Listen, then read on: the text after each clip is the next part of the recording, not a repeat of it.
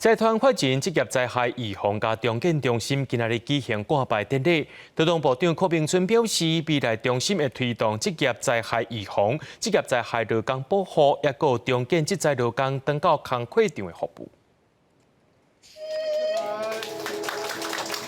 红布久落来，劳动部关注成立的财团法人职业灾害预防甲重建中心29举行揭牌典礼。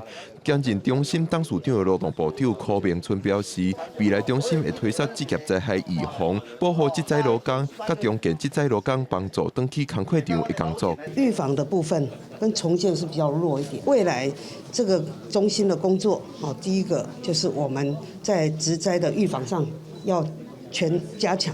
一个劳工他职灾受伤以后，他其实希望的是能够赶快重返工作岗位哈。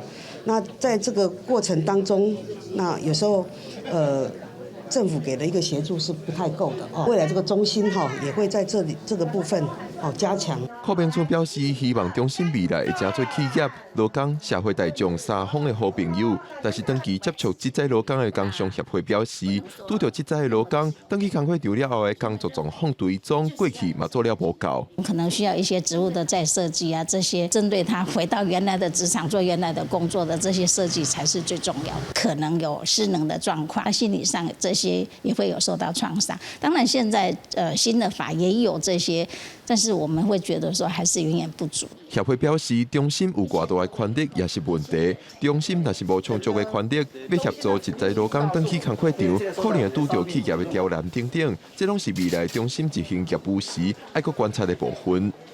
记者郭君霞、桂林新北台北报道。